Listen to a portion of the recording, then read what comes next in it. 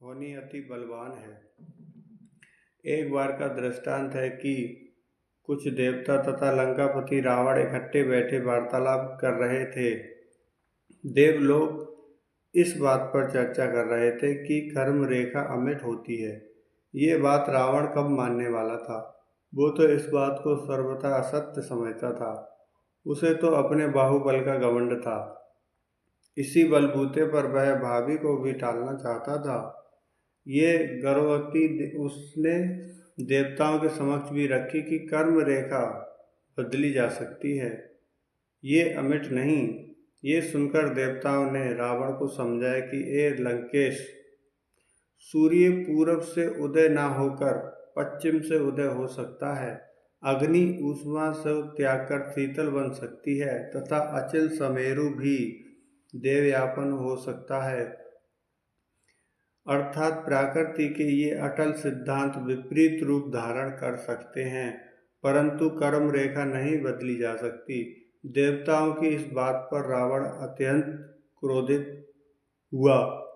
उसने गर्व भरे शब्दों में उस सब से कहा, अच्छा तो देवगणों समुदाय, मेरी बात सुनो कि अब की बार जो मेरी संतान होगी उसके संबंध में मैं स्वयं कर्म लेखा लिखूंगा, विधाता से लड़ूंगा तथा उस समय अपने इस कथन को आपको समक्ष सत्य कर दिखाऊंगा।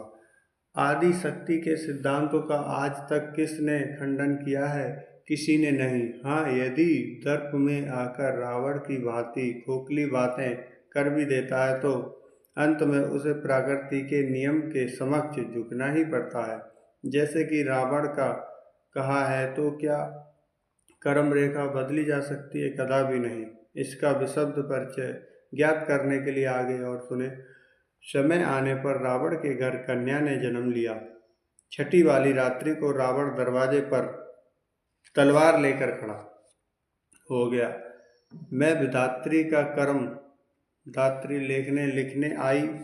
तब रावण ने उससे पूछा, मेरी कन्या ने तुम्हें क्या लिखोगी? उसे उत्तर दिया, मैं पहले कुछ भी नहीं कह सकती, क्योंकि जब मैं मस्तक पर कमल रखती हूँ तब जैसे जैसे जिसके कर्म होते हैं वैसा ही लेख लिखा जाता है। इसलिए इस कन्या के लेख लिखे जाने के बाद मैं बता सकूंगी। तब रावण ने कहा, हाँ, मेरे सामने ही कन्या के मस्तक पर कमल रखो। विधात्री ने कहा कि मैं ऐसा ही करूँगी। कन्या के माथे पर कमल रखी और लेख लिखना आरंभ हो गया। उस समय रावण ने उससे, अच्छा तो अब लेख पढ़कर सुनाओ। तब विधात्री सुनाने लगी कि कन्या अति सुंदर, पतिव्रता, सद्गुण संपन्न और सुशीलवान होगी, परंतु जो तुम्हारे महलों की सफाई करता है उस मेहतर के लड़के के साथ तुम्हारी इस कन्या का विवाह होगा। ये बात सुनकर रावण आग बबूला हो उठा। उस समय तो विधात्री कर्म लेखा अमिट है कहकर रावण के समझा बुझाकर चली गई। लेकिन उसके जाने के बाद विश्वानंदन रावण का क्रोध सीमा पार कर गया। उसने भंगी के लड़के को राज दरबार में बुलवाया, जो कि अभी 6 महीने का मासूम बच्चा। रावण ने उस बच्चे के आने पर उसे मरवाना चाहा। दरबारी लोग देखकर बिगड़ गए। उन्होंने कहा कि हम इस निर्दोष अबोध बालक को कदापि न मारने देंगे। हाँ, देश निकाला, यदि देना चाहें तो देश से निकाल दीजिए। तब रावण ने पहचान के लिए बच्चे के पैर की उंगलियां कटवा दी। उसे समुद्र के पार निर्जन वन में इस विचार से भिजवा दिया कि वहां भूख प्यास से व्याकुल होकर बच्चा स्वयं मर जाएगा। परंतु उसका तो देव रक्षक था, वह कैसे मर सकता है? जैसे पंचतंत्र में लिखा है, मनुष्य से न रक्षा किया हुआ भी देव के रक्षा किया हुआ मनुष्य जीवित रह सकता है, तथा मनुष्य से रक्षित किया हुआ भी देव द्वारा मारा जा सकता है। ऐसे ही ईश्वर द्वारा रक्षा किया हुआ हरिजन का बालक वन में भी जीवित रहा। उस अबोध को रावण वन में छोड़ आया, तब 3 दिन तक बालक भूखा रहा। अपने हाथ का अंगूठा मुंह में डालकर चूसता रहा। 3 दिन तक बालक के भूख रहने से ब्रह्मलोक तक आवाज पहुंची। तब विधाता ने दिल में विचार कर विधात्री को आज्ञा दी कि तुम उस शिशु की जाकर पालना करो। आज्ञा पाकर विधात्री वहां आई एवं बच्चे का पालन पोषण करने लगी। सने सने बालक कुछ बड़ा होने लगा। तब विधात्री उसे विद्या पढ़ाने लगी। विद्या के पश्चात धीरे धीरे तैरना और नाव बनाना भी विधात्री ने उसे सिखा दिया। इस प्रकार विधात्री ने उसे सब प्रकार की विद्याओं से निपुण कर दिया। जब बालक सब गुण संपन्न हो गया, तब तक उसकी अवस्था 18 वर्ष हो चुकी थी। उस समय विधात्री ने उसी के द्वारा बनाए गए जहाज में उसे बिठाकर दूसरे टापू में भिजवा दिया, क्योंकि वहां का राजा निसंतान ही मारा गया था। इस प्रकार अचानक भेजने की बात तो विधात्री ही जानती थी।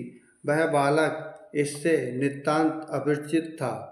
उधर राजा की मृत्यु के बाद राजमंत्रियों ने ये सलाह की कि आज के दिन जो व्यक्ति प्रातःकाल शाही दरबार खोलते ही सर्वप्रथम मिलेगा, उसी को ही राज सिंहासन पर बिठाया जाएगा। देव योग से ये उसी दिन वहां पर जा पहुंचा। अतः शाही दरवाजे खुलने पर सबसे पहले वहां खड़ा पाया। तब उन्होंने अपने प्रण के अनुसार इस लड़के को राजगद्दी देकर उसका नाम देवगति रखा। देवगति विधात्री से शिक्षा प्राप्त कर सभी कार्यों की संचालना में विधि से पहले ही निपुण था, जिससे इसने गद्दी पर बैठते ही राज कार्यों को सुचारू रूप से चलाना शुरू कर दिया। प्रजा को ही अपने व्यवहार से प्रसन्न कर लिया। इसकी कीर्ति चारों दिशाओं में फैलने लगी। इसका बढ़ता हुआ यश रावण और रावण की कन्या ने भी सुना। उसकी कीर्ति के साथ साथ उसका छिपा हुआ चित्र फोटो भी जहां तहां पहुंच चुका था। उसकी फोटो में जब रावण व उसकी कन्या ने सुंदरता देखी, तब रावण ने दिल में सोचा कि इस राजकुमार के साथ अपनी राजकन्या की शादी करवा दूं तो उचित ही रहेगा। इधर कन्या के भी मन में देवगति अपना पति मान चुकी थी। रावण ने अपनी पुत्री के हृदय के भावों को पढ़ लिया। अतः उसने अपने वजीर को देवगति के राज्य दरबार में भेजा। वजीर ने वहां पहुंचकर रावण की कन्या के विवाह का प्रस्ताव देवगति के समक्ष रखा, परंतु देवगति ने इस प्रस्ताव को स्वीकार न किया। अतः वजीर लौट आया। तत्पश्चात स्वयं रावण अपनी कन्या को दहेज सहित लेकर उसकी राजधानी में पहुंचा और वर्ष पर ही कन्या का देवगति से विवाह कर दिया। होनी कहो या कर्म अमिट है, ये किसी युक्ति द्वारा टल नहीं सकता। अतः रावण के सामने देवगति भी इनकार न कर सका। पुत्री का कन्यादान कर रावण प्रसन्नता पूर्वक जब घर लौटा, तब अपने हृदय में इस बात का गर्व करता है कि मैंने अपने कथन अनुसार कर्म रेखा को परिवर्तित कर दिखाया है। इस तत्व को जो देवताओं ने रावण से कहा था कि कर्म रेखा अमिट है, वह अटल होती है, सत्य सिद्ध कर दिखाने के लिए अपने सब देवताओं को बुलाया तथा उसने प्रसन्नता व गर्व से वाणी में बोला कि आप तो कहते हैं कि मेरी कन्या मेहतर के लड़के के साथ ब्याही जाएगी। भला कभी राजकन्या का मेहतर के साथ विवाह हो सकता है? राजकन्या तो राजकुमार को ही वर सकती है, अन्य कोई नहीं। रावण की बात सुनकर देवताओं ने कहा, क्या तुमने राजकुमार के पैरों की उंगलियां देखी जो कि बचपन में तुमने कटवा दी? ये सुनकर रावण ने उसका पैर देखने के लिए देवगति के पास अपने वजीर को भेजा। वहां पहुंचकर वजीर ने देवगति का पैर देखा तो उसके पांव की उंगलियां ना थीं। वजीर ने लौटकर लंकेश से सब समाचार कह सुनाया, जिसे सुनकर रावण हक्का बक्का हो गया। तब देवताओं ने उसे समझाया कि कर्म रेखा कभी नहीं मिट सकती उनके इस प्रकार बहुत समझाने बुझाने पर अंततः रावण शांत हो गया। सारांश ये है कि मनुष्य को पिछले कर्मों का फल अवश्य में भोगना पड़ता है।